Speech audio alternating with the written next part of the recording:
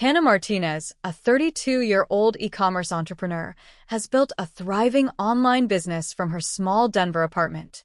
Yet, in her father Raymond's eyes, she's a failure, a dreamer wasting time, playing on computers. The family's golden child, Isabella, a retail manager, basks in their father's admiration, her every achievement magnified and celebrated. But Isabella's independence is a lie.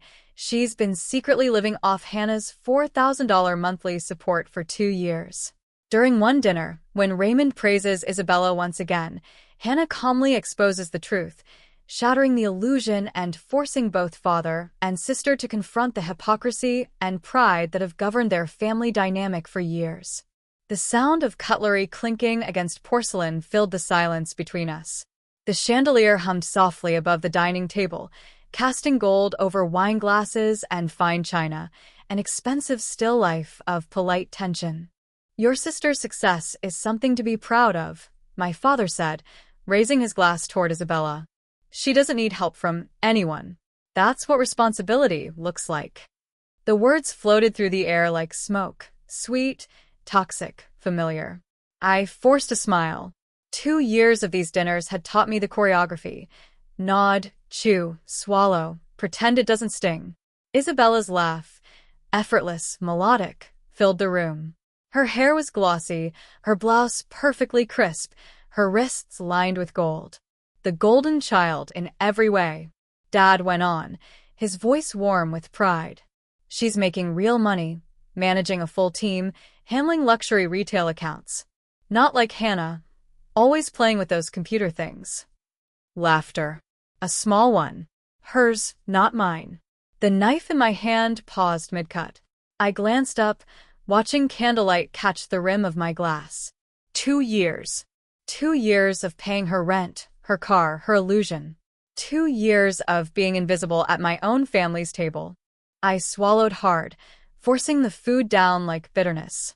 Then Dad raised his glass again, beaming. "Here's to Isabella, independent, successful, and, actually," I interrupted softly, "you can skip that toast."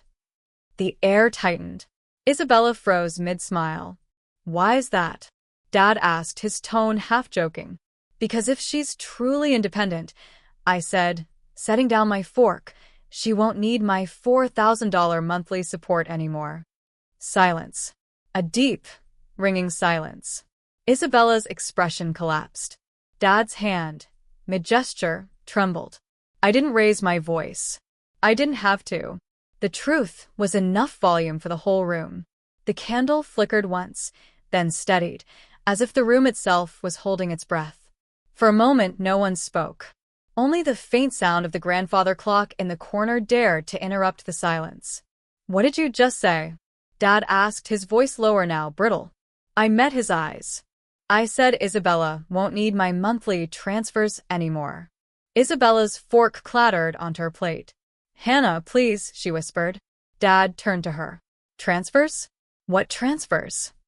Her lips parted, but no sound came out. I leaned back in my chair, calm now, surgical. "Every month," I said. $4,000.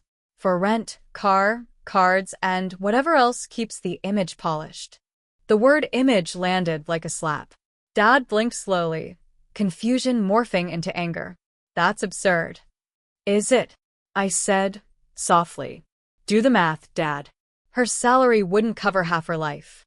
Isabella's hands trembled, her mascara glinting under the light.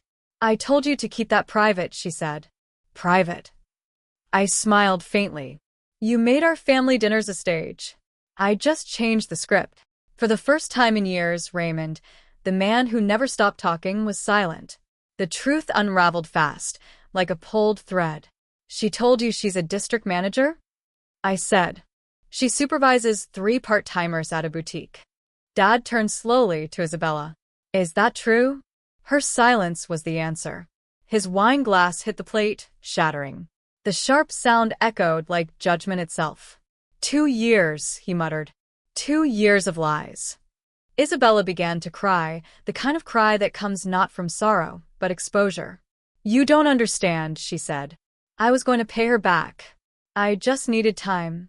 "Time for what?" I asked. More handbags? More rent for apartments you can't afford. Dad's shoulders slumped. Hannah, how much do you actually make? I hesitated, then answered. Last year, $750,000 in revenue. Around $400,000 profit. The silence after that number was thicker than any scream. The hierarchy of our family, built on perception, collapsed in an instant. Isabella's breath hitched. Dad, please don't look at me like that. How should I look at you? He asked, voice trembling with decades of pride cracking. Like the daughter I praised while she lied to my face. Dad, I didn't want to disappoint you, she cried. He turned to me. And you, why didn't you say anything? Because you wouldn't have heard me, I said. You never do. That silenced him. I stood up, phone in hand. I'm canceling the transfer. Right now. A few taps, a soft beep. Done. Transfer canceled, I said, showing her the screen.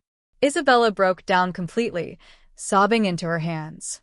Raymond leaned back, staring at the daughter. He never understood me. You built all that, he whispered. From your apartment? Yes. While you were busy being proud of the wrong child. The dinner ended not with dessert, but silence. Isabella's facade fell apart over the next weeks. The luxury car was sold. The apartment lease ended. Her Instagram, once all champagne and brand names, went dark. Meanwhile, Raymond called me. Once, then again. His tone changed. No advice. Just questions. Real ones. How does your business actually work? What made you start it? Why didn't I see it? The last one hurt the most. Because I had wanted him to see it. Every child does. I didn't hide it, I said. You just didn't look. 3 months later, morning light streamed through my office window, the same light that had once glowed over that dinner table. On my desk, my laptop, a mug of coffee, a bank statement. The extra $4,000 I used to send to Isabella was now reinvested, funding a European expansion. The phone buzzed, Dad again.